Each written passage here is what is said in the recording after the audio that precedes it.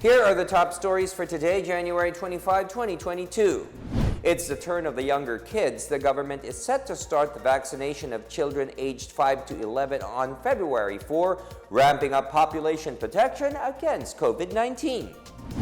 Open for everyone, President Rodrigo Duterte says communist rebels can avail of COVID-19 vaccination, but only if there is an excess supply of the jabs.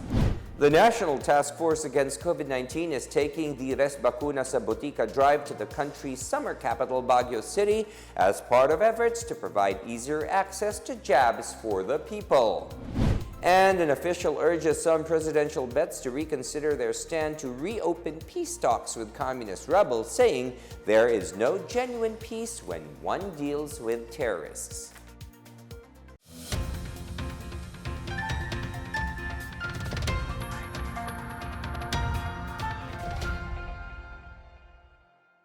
Good day, I am William Theo. Welcome to the PNA Newsroom. Children aged 5 to 11 years old are set to receive the formulated COVID-19 vaccine by February 4. In the pre-recorded Talk to the People address, Vaccine Czar Secretary Carlito Galvez Jr. says the government is all set for the inoculation drive for the younger age group. He says the formulated low-dosing Pfizer COVID-19 vaccine to be used will tentatively arrive next week, February 2nd. The rollout for the pediatric vaccination will be done in 2 phases. First, a pilot run will be conducted in 1 hospital-based and 1 local government unit-based vaccination site. For the second phase, the vaccination drive will be expanded to the rest of Metro Manila's inoculation sites and other regions a week after the rollout. The government expects to vaccinate more than 39.41 million aged from 0 to 17 years old. The Food and Drug Administration, or FDA, has approved the use of 2 brands of COVID-19 antigen self-test kits. The 2 self-test COVID-19 kits are the PanBio manufactured by Abbott and the SARS-CoV-2 antigen rapid test for home use made by Lab Innovation Technologies Incorporated. FDA Officer in Charge Oscar Gutierrez says these 2 brands of self-test kits have been issued special certification, while 31 others have been turned over to the RITM for evaluation. Importante po kasi na yung accuracy ng self-test kit. Importante po na dumaan po talaga sa performance validation ng RITM. Kasi po kung mababa po ang sensitivity, ay marami pong false negative po na mangyayari. Importante rin po na ma-check natin ang expiration date ng produkto pag bibili po tayo ng self-test kits. Kasi pagka expired na po ang product, hindi na po siya makadetect. Importante rin po na mag-demand tayo ng official receipts. Importante po ito sa FDA.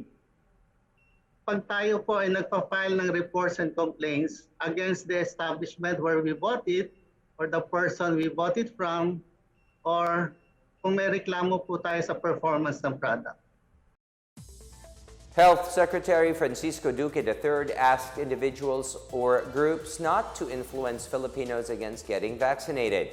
Duque cited the viral videos of those against the no vaccination, no ride policy, with most saying they cannot be forced to be inoculated because they do not believe the jabs will benefit them. Pag una, yung ating no vax, no ride policy, may mga exemptions yan. Ano?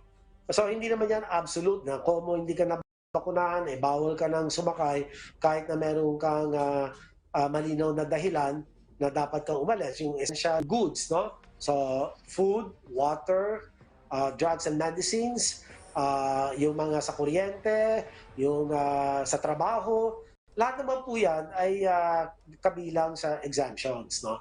So sana po ay wag na po natin gawin hadlang ang kung ano-ano para lang wag maging tagumpay ang ating national vaccination program. Inangkat na ito ng gobyerno at binayaran ng inyong gobyerno sa mga buwis na tinanggap nito na kolekta, ay suportahan naman natin para maging sapat na proteksyon ang bawat mamamayan at makabalik na sa normal ang buhay ng ating mga kababayan. President Rodrigo Duterte says there is still a high percentage of vaccine hesitancy among Muslim communities in Mindanao. The president made the remark after 100 passengers bound for Zamboanga were stranded at the North Harbor Terminal 4 due to the no vax, no ride policy of the government. Yun ang nakita ko doon sa napapauwi sa different places. But I am not confident about their taking of allowing the vaccines into their bodies, because I think it's something more of a religious belief. I said I may be wrong on two counts. Pero yan ang tingin ko. Mindanao ayaw talaga. Marami doon na simply they do not want it, period. So walang The Department of Transportation and the Philippine Ports Authority already assisted the unvaccinated passengers to return to their respective hometowns. Data from the National Task Force Against COVID-19 shows that the Bangsamoro Autonomous Region in Muslim Mindanao has the least number of vaccinated individuals, with only 25.22% out of its 70% total targeted population. Meanwhile, President Duterte says he is open to providing COVID-19 vaccines to members of the New People's Army if there is excess in the supply. Tingnan lang ninyo, at kung may sobra,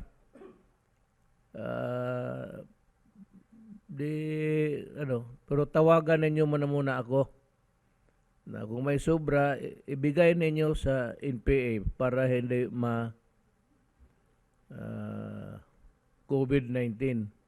Ngayon, pagka may sobra, kung may sobra lang, hindi kayo pwedeng unahin. Kay kalaban kayo sa gobyerno. Pero kayo, mga NPA, ito ang utos ko sa inyo, ha.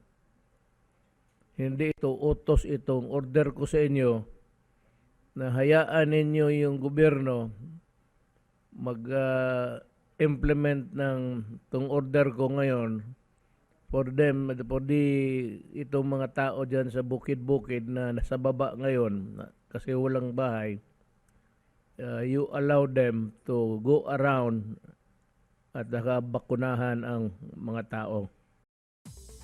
The Department of Transportation reiterates that the no vaccine, no ride policy is legally valid and necessary to help maintain and preserve safe travel. The department issued the statement in response to the Integrated Bar of the Philippines, which questions the legality of the policy.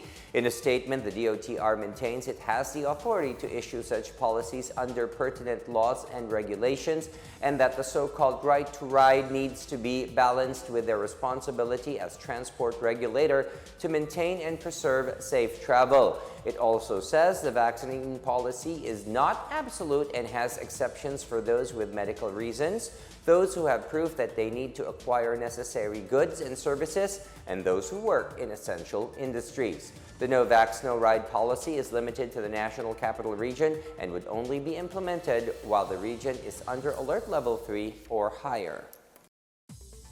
The Resbakuna Sabotika will soon be implemented in Baguio City. Presidential Advisor for COVID-19 Response Vince Dizon says this would accelerate the rollout of booster shots in the Pine City amid the rising COVID-19 cases. Last week, the National Task Force launched the Resbakuna Sabotika in Metro Manila, which aims to bring the COVID-19 booster shots closer to the public by making drugstores vaccination sites for booster jabs. Dizon described the pilot run as a success, replicating this initiative in other parts of the country. Wednesday po, kami po ni Sec Duque at Sec Charlie ay pupunta po sa Baguio. Tutulungan po natin ang City of Baguio dahil tumataas po ang kanilang kaso doon, at one way of helping them, dahil po maraming ang nagkakasakit na vaccinator, ay magbubukas po tayo ng 2 initial na botika sa Baguio City, and then we will also open drugstores in other parts of Luzon and also the Visayas and Mindanao. He also expressed his support to the recommendation of Senator Christopher Lawrence Bongo to give incentives to pharmacists who will administer COVID-19 booster shots under this new vaccination initiative. Napakaganda po nung suggestion ni Senator Bong, ang ating Senate Committee on Health Chairman. And rest assured po, Senator, Mr. President, that we will be studying it together with the Department of Health and the NVOC. Dahil ngayon po kasi volunteer lang po talaga yung ating mga pharmacists. Kawang-gawa po talaga nila, they want to help. Pag-aaralan po talaga namin, Senator, ng mabuti para matulungan naman natin kahit konti ang ating mga pharmacists, Mr. President. Vice presidential candidate and Davao City Mayor Inday Sara Duterte says that while lockdowns were implemented at the height of the pandemic, the city government of Davao saw another problem that needed immediate and appropriate intervention. These are the homeless, mentally challenged individuals who were left out on the streets. As such, the city government inaugurates the Mental Wellness Center for the Homeless, which aims to provide shelter and medical services to the mentally challenged homeless people. At the center, the patients engage in activities like music, arts, games, and sports to develop their teamwork and skills. Medications are also provided to lessen the patient's hallucinations and delusions. Since its recent launch on April 20, 2021, the center has already recorded 76 admissions and discharged 55. Mayor Sara said she hoped other local government units will learn from this experience. Still ahead, a group is not backing down in its bid to have the candidacy of presidential aspirant Bongbong Marcos scrapped. And the central bank sees a continued rise in digital transactions in the country amid the pandemic. Details ahead. Keep it here on the PNA Newsroom.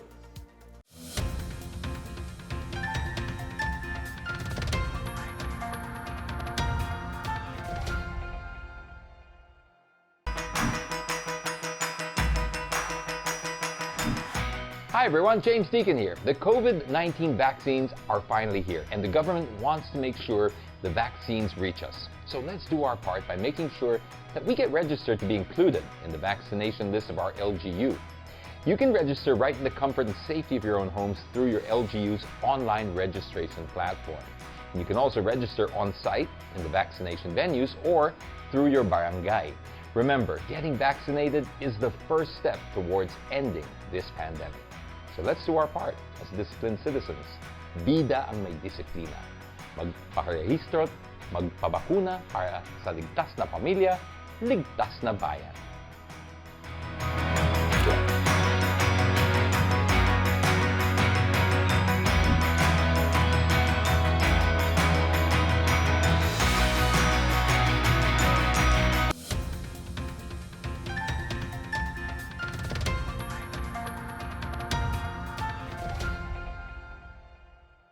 More and more candidates for the upcoming national elections are working double time to ensure their participation, while some groups bring their case in court to bar candidates from running in the top posts.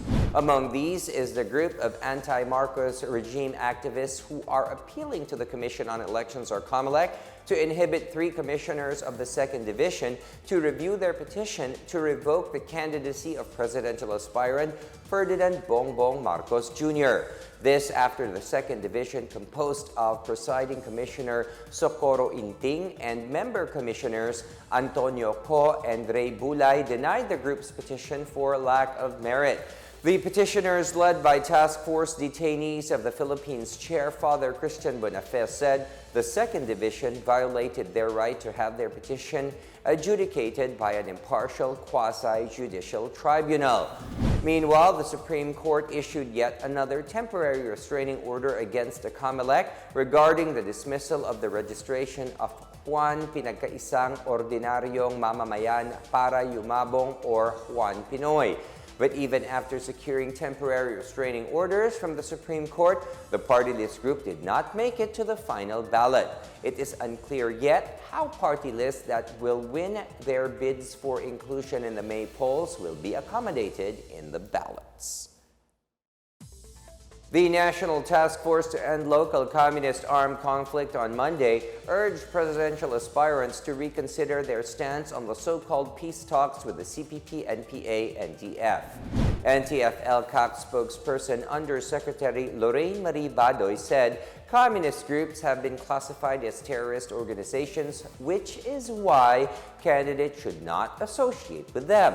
Badoy made the remark following a television interview where Vice President Leni Robredo, Senators Panfilo Lacson, and Manny Pacquiao and Manila Mayor Isko Moreno answered yes to the question of whether they would continue the peace talks with the CPP, NPA, and DF.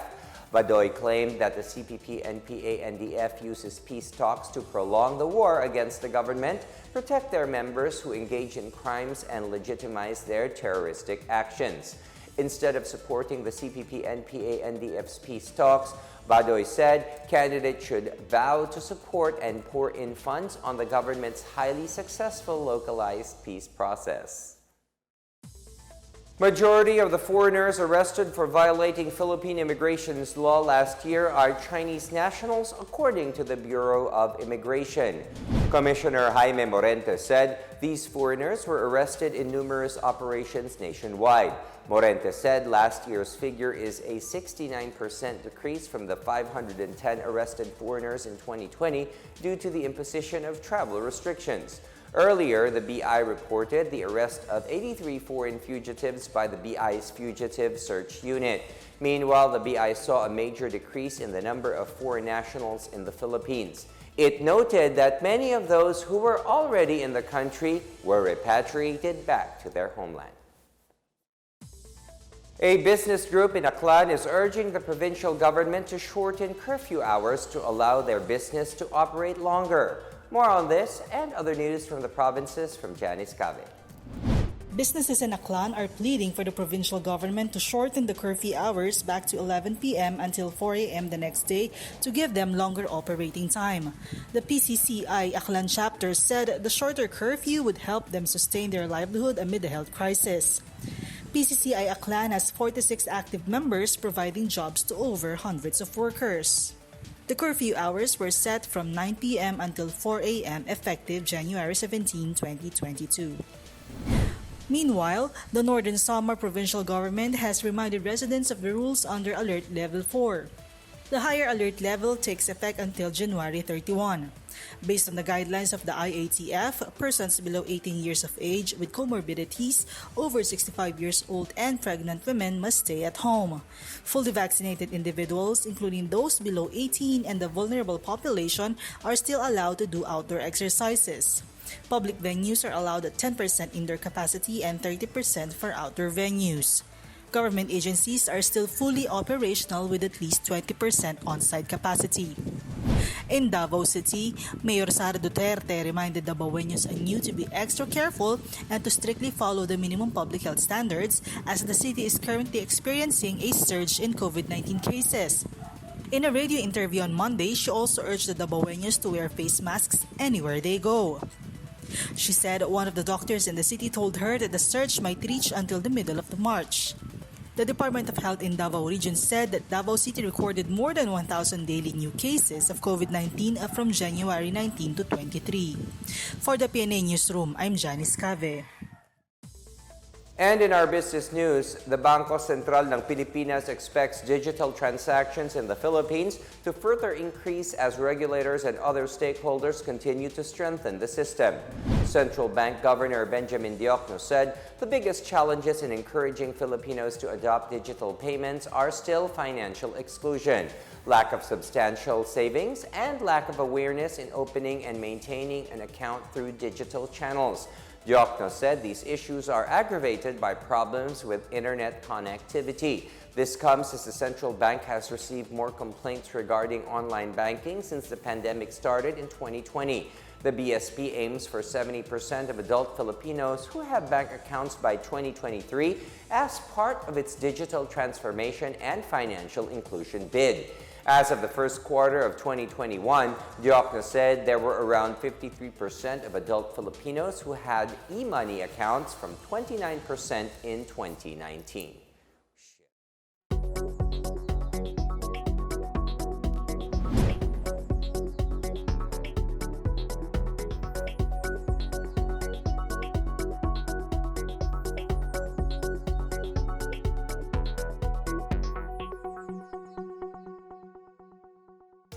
Up next, the Davao police hits back at a progressive Solon over allegations of rape against uniformed personnel.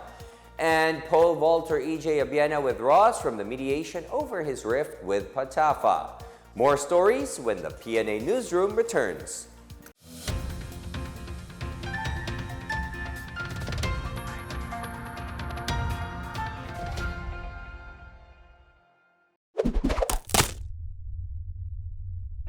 Paulo Medjones po para sa kampanyang Disiplina Muna na pinangungunahan ng DILG. Bakit ba kailangan magparehistro sa pagpapabakuna laban sa COVID-19? Mahalagang magparehistro dahil ito ang unang step sa pagpapabakuna laban sa COVID-19. May 3 pamamaraan upang makapagrehistro ang isang Pilipino na nais mabakunahan. Una, ang online registration sa inyong local government unit o LGU. Pangalawa, ang pagpunta sa mga vaccination centers at pagkuha ng registration form. At pakikipag-ugnayan sa mga pinuno ng barangay o sa mga barangay health center.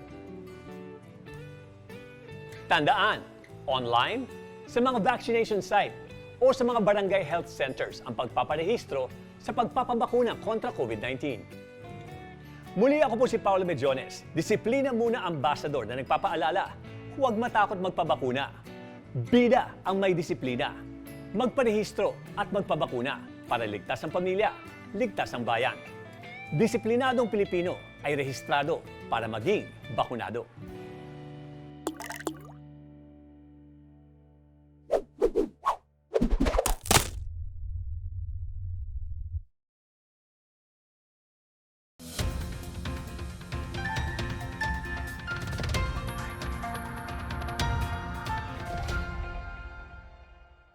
The police regional office in Davao region slammed the claim that the police and military are perpetrating rape and sexual violence. PRO 11 was reacting to the opposition of Gabriela Party List Representative Arlene Brosas to the proposal of Vice Presidential candidate Mayor Sara Duterte to make military service mandatory. Brosas said military officials would be given a free pass to rape and abuse women. In a statement, PRO 11 said the alleged abuse of the police and military is a big lie being peddled to justify the failed struggle of the Communist New People's Army. It said that rescued victims revealed violations such as rape, child abuse, human trafficking being perpetrated by the NPA. It clarified that the PNP has institutionalized the Women and Children's Protection Desk, has filed several cases of crimes committed against women and children. PRO 11 also challenged Brosas to help all female victims of the NPA get the justice they deserve. Meanwhile, authorities intercepted 2 suspects transporting 3 kilos of suspected shabu on board a Ro-Ro vessel at Bredco Port in Bacolod City on Monday. The Philippine Drug Enforcement Agency Western Visayas identified the suspects as Aslani Usman and Jalani Ambulo, who were arrested upon their arrival from Dumangas, Iloilo. The suspected shabu seized was valued at 20.4 million pesos. PDEA 6 said the prohibited drugs were found in the trunk of the suspect's vehicle during a random canine inspection. One of the suspects said he did not know they have the prohibited substance in their vehicle. He said they came from a wedding in Batangas and were on their way home to Marawi City. Meanwhile, government authorities have destroyed some 8.6 million pesos worth of fully grown marijuana plants in the hinterlands of Sulu. The 4th Marine Brigade said a total of 10,000 plants were destroyed on Sunday in Barangay Masjid Baile, Kalingalan, Kalawang. The brigade launched an anti-drug operation with concerned agencies after learning from residents about the existence of a marijuana plantation in Barangay Masjid Baile. The alleged maintainers of the plantation, identified only as alias Banban and alias Aksan, were not around when our operatives swooped down on the plantation. Authorities are already preparing to file necessary charges. An Islamic non-government organization has sent learning kits and other relief aid to the students affected by the aftermath of the war in Marawi City.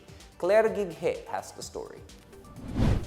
Aiding vulnerable children affected by the warfare in Baguio City in 2017, the Islamic Relief Worldwide or IRW Philippines provided learners kit and stipends to some 600 student beneficiaries from the municipality of Ditsaan Ramain in Lanao del Sur. With funds from the IRW Canada, the event was initiated in partnership with the Task Force Bangon Marawi or TFBM through the project Sustaining Transformative and Resilient Initiatives for Vulnerable Communities or Strive C in Ranao, Philippines, covering 7 schools wherein 3 are under the Ministry of Basic Higher and Technical Education or MBHTE and 4 are madrasas. The project allots a monthly stipend worth 250 pesos for each beneficiary given every 4 to 5 months throughout the 3-year timeline. IRW Philippines Area Program Manager City Jamaira Disumimbas said this is part of the multi-component project focusing on the education of target children, which is now in its 2nd year.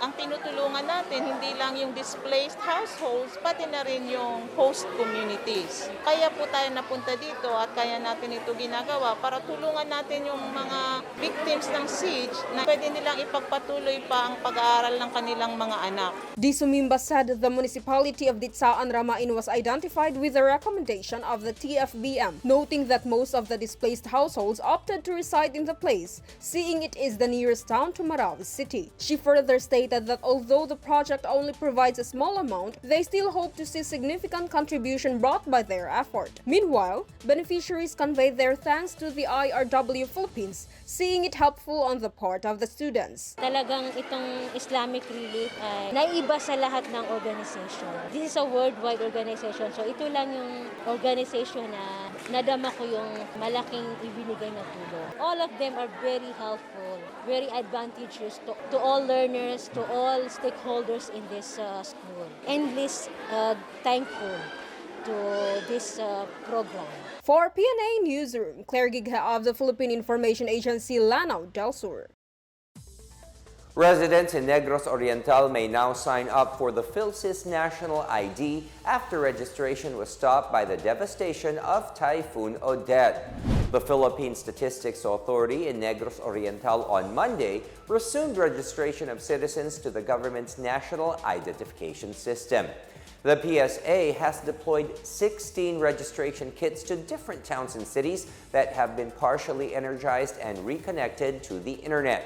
Some of the areas which resumed registration beginning January 4 are Siaton, Santa Catalina, Bayawan City, Tanhay City, and Bai City. Meanwhile, Dumaguete City resumed its registration last week. The PSA Negros Oriental was given a target of 40,000 registrants for this year alone.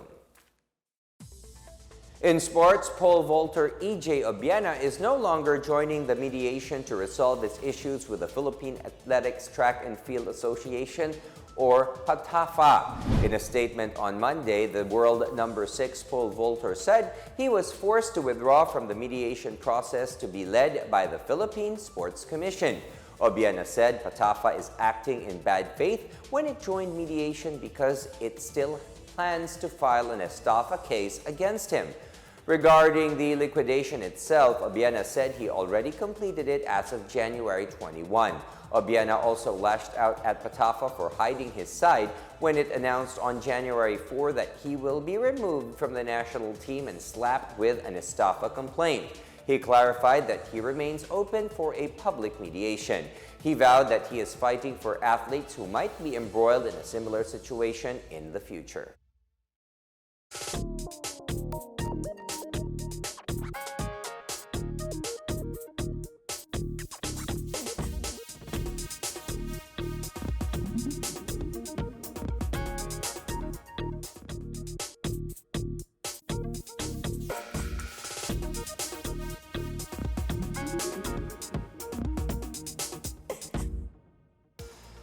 Let's take another look at today's biggest stories.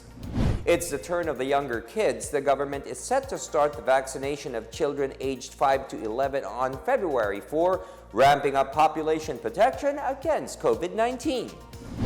Open for everyone, President Rodrigo Duterte says communist rebels can avail of COVID-19 vaccination, but only if there is an excess supply of the jabs. The National Task Force Against COVID-19 is taking the Resbakuna Sabotika drive to the country's summer capital, Baguio City, as part of efforts to provide easier access to jabs for the people. And an official urges some presidential bets to reconsider their stand to reopen peace talks with communist rebels, saying there is no genuine peace when one deals with terrorists. As Filipinos, we all have a vital role to play in preventing the spread of COVID-19. So remember, wear your face masks and face shields, wash your hands often, practice safe physical distancing, go out only for essential reasons, and get vaccinated as soon as possible to protect ourselves, our families, and the community. Together, we can beat COVID-19.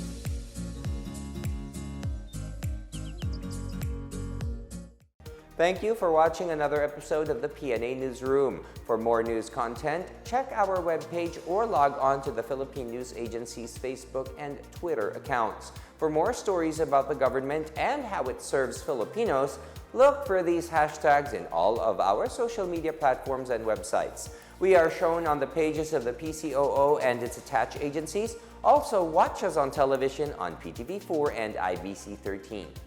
And that's your daily dose of the biggest stories that you need to know. From the PNA Newsroom, we tell stories that inspire change. I am William Theo. Good day, stay safe and healthy, everyone.